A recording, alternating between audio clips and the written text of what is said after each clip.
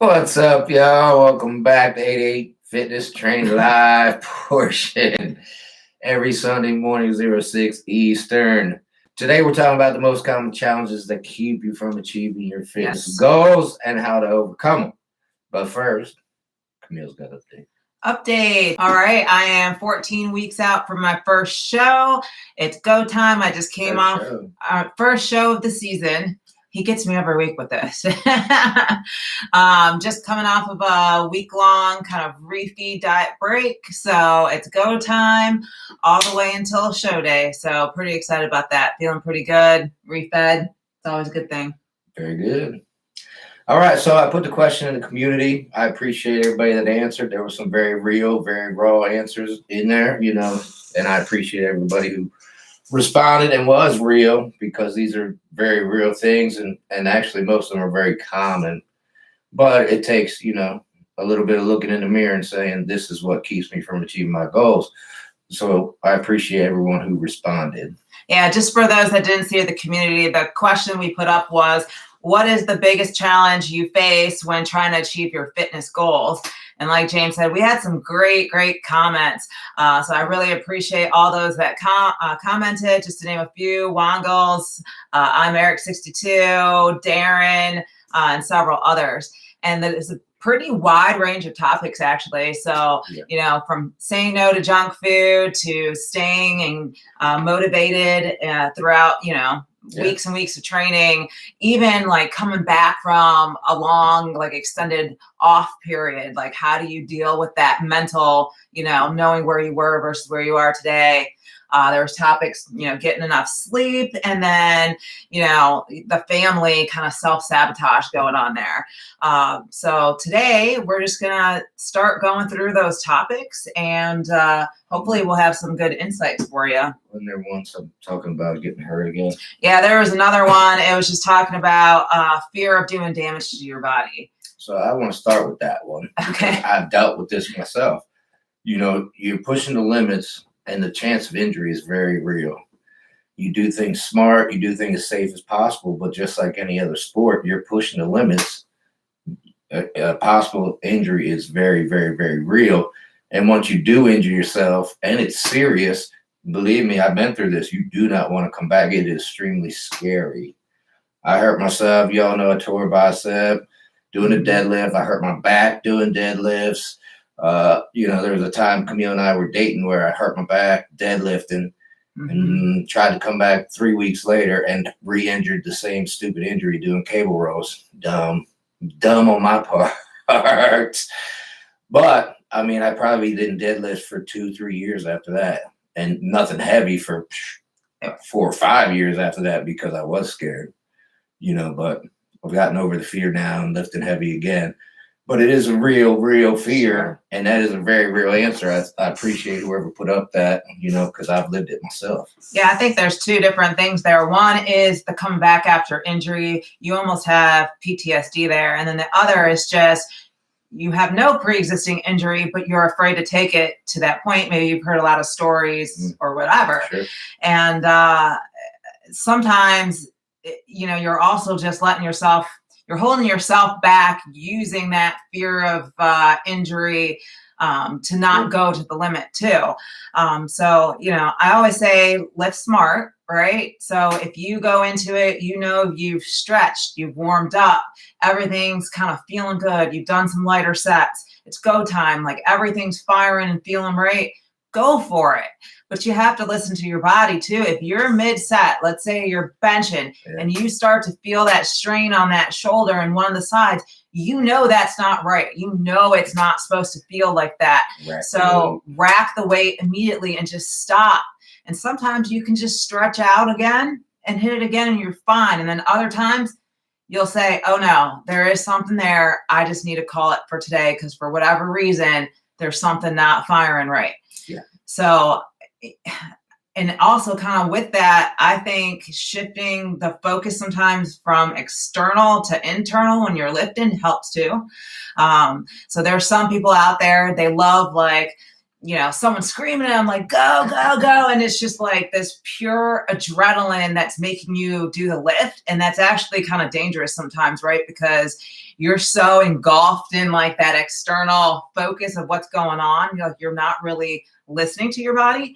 But if you shift that focus to internal and you're thinking about the muscle that you're targeting, the muscle that's under load, what joints need to articulate and move, you have this deep connection with them and instantaneously when something's not feeling right. Mind and muscle, yeah. Right. I mean, we're bodybuilding, we're not body breaking here. So she hit the key word. If it doesn't feel right, I mean, especially if you're not a beginner, you've been doing this a while, as soon as something doesn't feel right, stop, rack the weight, start over. Yeah.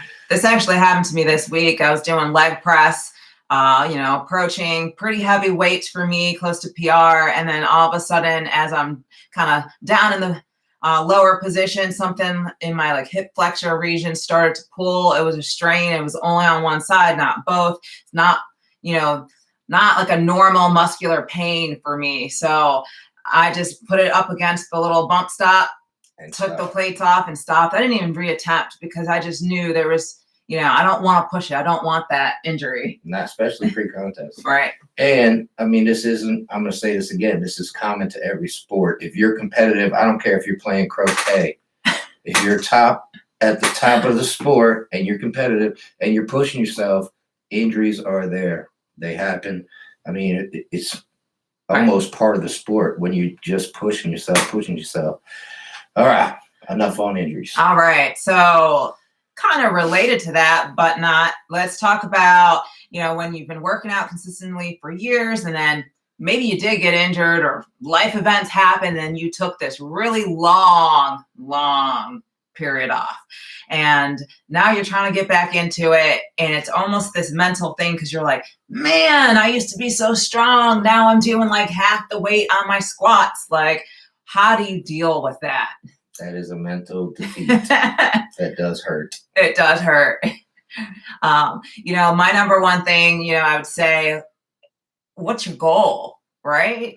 Is it a strength goal or aesthetic goal? Because if you're just coming back from a long plateau, that's like coming off the couch almost. And that's actually awesome because you can do a whole lot less work, let's just say, and get really great results. So I don't know that it's necessarily a bad thing. And I would just refocus your mindset there a little bit. So the bad thing is that you stopped and you lost your gains. That's the bad thing. Yeah. Starting over again is the good thing.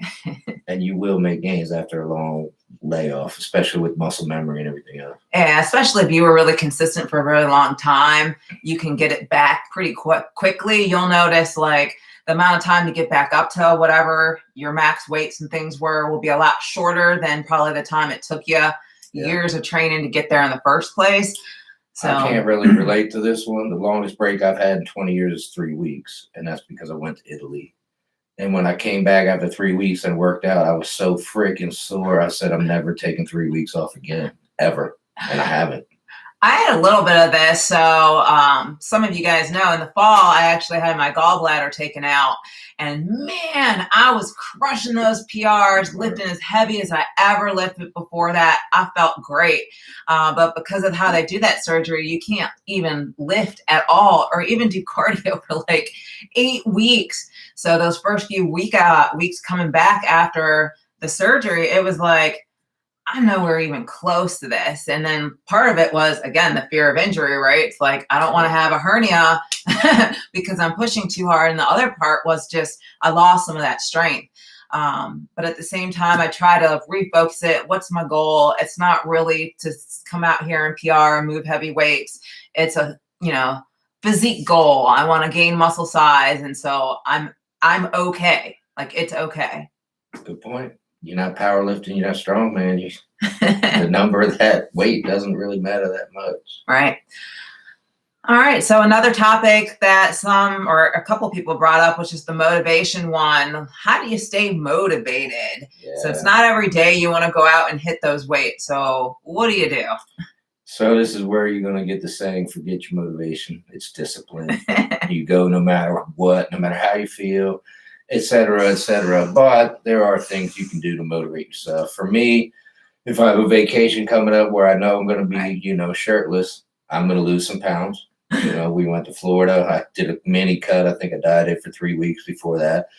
Those kind of things are what keep me motivated. I Right. mean, I got the discipline right at this point. This is therapy for me. I'm going to go work out no matter what.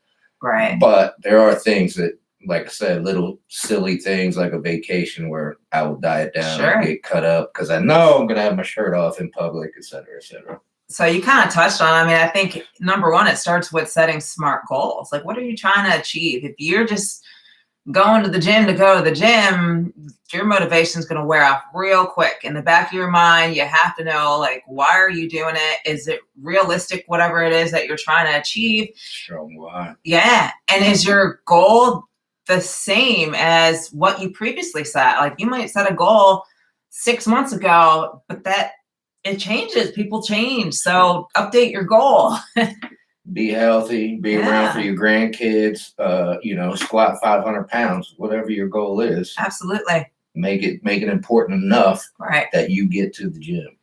And then we've been harping on this one. You have to track progress in your goal some kind of way, whether it's a logbook or whatever.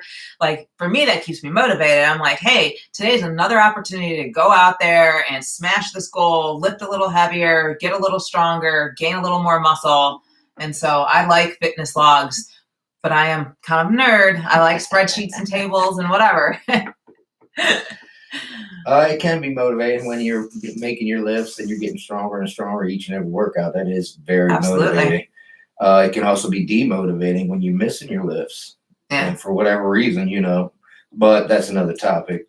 We can go over that another time. What happens when you miss your lifts when you should be making them? Yeah. But we'll hit that another time. But when you're making your lifts, and I went, 2-3 years without missing a lift. It was great, motivating, everything. It was awesome. Absolutely.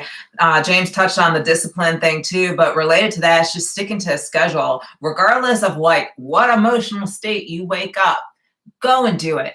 I mean, even if the workout's like, just go and do it. And James probably will disagree. He'll say, I'd rather not work out than do a bad workout. But it depends on what the goal is, if that's what you're doing. But definitely having a routine schedule, exactly what time you're going to go work out. It's not this guessing game every day. Definitely helps stay disciplined, in my opinion. Absolutely. And the rare occasions I don't feel like working out, yesterday, for example, and I went to the gym and I worked out, I felt 1,000,000 times better afterwards. Yeah. And I always do. It's crazy how that works. Yeah. And the last thing related to that, just find friends or fitness community. I mean, 88 Fitness is big on that. That's why we started 88 is just to have this fitness community where people could collectively motivate and encourage each other. Absolutely. So this is my social life. This is the biggest part of my social life. My friends are at the gym. My boys are at the gym. My people are at the gym. We talk. We catch up. We chat. The clients I train are friends. I know their life. They know mine. This is my social life. And I'm not embarrassed to say that. Yeah. It is 100%. And it's a lot of people's social lives. And if you make it your social life, you're going to crave to go to the gym because there's your people. I mean, I love it just because they understand, right? Like, you can show up and be like, man, I feel so blah today. And they're like, come on, Camille, like, you got this. Like, and then all of a sudden you're feeling great. You're lifting. So it helps. It definitely helps. Be part of the pack. All right. Number one kind of challenge. It's always the nutrition. It's always that temptation with the junk food and the whatever. Everybody, and I mean everybody, struggles with this one. This is very real. I'm an IFBB pro. I know many IFBB pros. They all struggle with trying to eat disciplined and correctly, including myself, 24/7, 365. I can tell you it doesn't happen. Not 24/7, 365. Nobody's doing that. But you do what you can to mostly eat what you can. Now in prep, no IFBB pro or any athlete should be coming off of their diet eating junk food. But in the off season, to try to eat healthy and just healthy while bulking is like, man, can I get some potato chips in here? What's up? All right. Well, let me help you guys out. Let's start by getting rid of the good, bad label, right? I mean, you kind of all know what things are healthy and what things are not, but just mentally labeling like that slice of pizza is bad. Like you start feeling bad about yourself or guilty for even wanting it. And then once you eat it, you feel terrible. So let's just stop with the labels. I mean, the USDA and everyone recommends getting good, variations of food and eating well. And, so it's not any one thing that's going to unravel, 80% of good eating. So just stop right there. If you want that slice of pizza, eat that slice of pizza. Now, if you start eating nothing but pizza, cookies, high sugary things, high fatty things all day long, that's a problem. You're probably going to feel that crap too. Yeah, you probably would. But I would just start, unless you're, pre-contest, stop with the food labels. Food's food. Enjoy yourself. A good tip you can do is like the 80-20 rule. If 80% of the time you're eating well, that 10 to 20% is going to be okay. You need that flexibility in your life to live your life. And I want to elaborate on what Camille said. Don't feel bad about it. Yeah. Don't beat yourself up and make it worse. You ate something you weren't supposed to. Deal with it, get over it, and get right back on the diet. I know so many people say, screw it. I had a piece of pizza. Now I'm going to eat 3 more whole pizzas and some onion rings, some breadsticks. And I might as well go for Mexican tonight because the day's already blown because I had 3 pizzas for lunch. No. 3 pizzas. No. Eat your pizza. Don't feel bad about it. Recognize you weren't supposed to eat it. And then get right back on your diet. Yeah, a lot of times, especially off season, I just tell people like, if it fits your macros, a slice of pizza, you usually can work that in. Whatever it is, you can work it in. Even if you can't work it in, just enjoy it. Just do better tomorrow. But like James said, don't just unravel the whole day because of that one bag of chips or that one ice cream or whatever it may be. Right. And then kind of going along with this, there's a lot of social life events, traditions. I mean, man, there are so many birthday parties, graduations, Sunday family dinner night. American culture, food and drink. Absolutely. So that can be really hard when you're trying to establish healthy eating things, but it's also very unrealistic if you think that you can go through all of those things and not partake. Like you are almost losing a piece of yourself by not doing that. And so everything goes back to this idea of moderation. If you eat clean all day, all week, and you have Sunday dinner where it's a little unstructured, that's fine. If you stay away from high sugary things the majority of the time and someone's having a birthday party, have that piece of cake. Yeah. I think we talked about this before. We were going to my mom's for Mother's Day or something. Well, I wasn't going to eat anything all day except for what I was going to eat at Mom's house because I know I'm going off the rails. I'm eating the deviled eggs because I love them. I might he likes them too much, y'all. But I'm going to eat whatever I want. And then the rest of the day I will keep tight. Maybe not eat anything at all. Just eat that one huge meal. More than likely I'll have 2 smaller meals, but I will keep it very tight so that I can go ahead. Absolutely. Let the belt loose and go ahead and enjoy Mother's Day or birthday or whatever it is. Now, I've seen the other end of the spectrum where it's borderline binge eating. And I'll just tell you, it's okay to seek assistance. Even if it's just a nutritionist or, a nutritional counselor that can help you try to understand that, that's okay. Like if you totally feel like this is an area where you cannot control in your life, it's okay to reach out and just ask for help. There's nothing wrong with that. And I'm going to say this again. Everybody struggles with this one. Yeah, especially competitive athletes. Like as soon as they're coming out of contest prep, they're like, woo, I can eat food again. And let me tell you, after that, 12 to 20 weeks of contest prep, you have prepared this fat gaining monster and your body will absolutely crave and pull in all that food and store it as fat. It's not a prime muscle building structure at that point. So you got to be really careful. But definitely get a nutritional counselor, get some help, talk to someone. you know, that fitness community that we're talking about, they're going to understand. So bring it up. Be like, hey, I'm struggling today. Like, I really just want to go off the wagon. And usually your buddy's going to be like, hey, like, well, why do you feel that way? And you can talk through it and work through it. Sure. Keep it tight. Just get through the day. Tomorrow will be better. And I tell all my clients, hey, if you're in that moment and you're struggling, pick up the phone and be like, hey, Camille, I don't know right now. I'm like really craving this thing. Like, is it okay? Is it not okay? But usually they don't. But in any case, we're always here for you. All right. Last topic. Get enough sleep and recovery. That's a huge one. It's like probably the most underrated aspect of trying to achieve your fitness goal. That is a good one. Very real. I mean, we've done a video on this. Yeah. I've struggled with sleep my whole life. Absolutely. Literally, my whole entire life, I've struggled with sleep. So it is a real issue. And if, you know, you go 3 or 4 days with 3 or 4 hours of sleep, man, you are struggling. Believe me, I know Absolutely. all about it. You are struggling all day long, and you still got to go to the gym, dragging, and get a workout. Yeah. I've been there. Absolutely. Yeah, I think one of the important things is just keeping a regular schedule, which a lot of people, they'll have that regular schedule during the week, but on the weekends, for whatever reason, that schedule's a little different, making it very hard that Monday, Tuesday to get back into it. You know, I don't always like this, but, you know, James still wakes me up at 2:30, 3 a.m. on Saturday, Sunday. But it does help. And most of the time I'll just wake up naturally now at that time. But it can be a challenge to get enough sleep.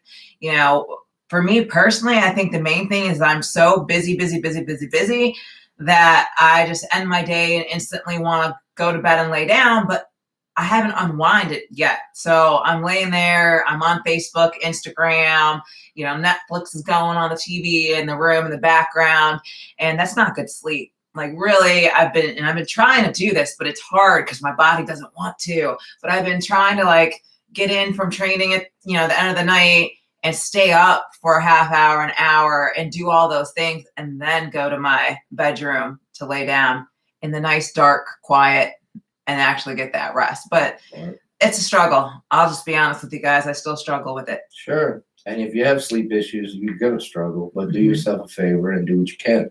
You know, in our sleep video, I showed you the sleep pills. I don't know how many years I went without taking sleep pills, and I want to kick myself in the butt right now for it. But I was very hesitant to take sleeping pills. You know, I had a bad experience with one in the Army, and I was like, I'm never taking one again. Never again. But 20 years later, you know, I'm taking them and they work wonderfully and they do awesome, and I'm not groggy in the morning, et cetera, et cetera, et cetera. So even if you had a bad experience with sleep pills, try a different one. Try a different one out. There's plenty of them, from very hardcore and strong to pretty weak and gentle. So there's a big spectrum. Do yourself a favor. You know, a lot of people struggle with sleep. Get some pills, do yourself whatever you can do. Like Camille said, unwind before you go to bed. Don't go to bed and then unwind. So guilty of that one. Take your sleeping pills. You know, if you have a regular schedule, stick to it, et cetera, et cetera. Absolutely. I think there is actually one more topic, and that was almost like the family self-sabotage. Like a family member comes over to see you and they're like, hey, I brought you this box of Duck Donuts. Love you. And you're kind of like, why are you doing that? You know, I'm trying to lose weight, and you're trying to lose weight, but you brought a box of donuts over. Like, what is going on here? And I've actually seen this in my own family likes to do this too. And it's their way of showing their love and affection for you. And I think what you can do is just to communicate with them like, hey, here are some other things that you can do to kind of show your appreciation for me that don't involve food.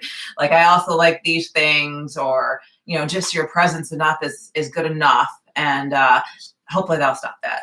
It's a tough one because they are coming from a place of love. And they want, you know, they're looking out for you, even though they're not, they're sabotaging your goals. In their mind, they're coming from a place of love, saying this dude needs to eat. I'm bringing him some food. I don't care if he wants it or not. I love him and he needs to eat.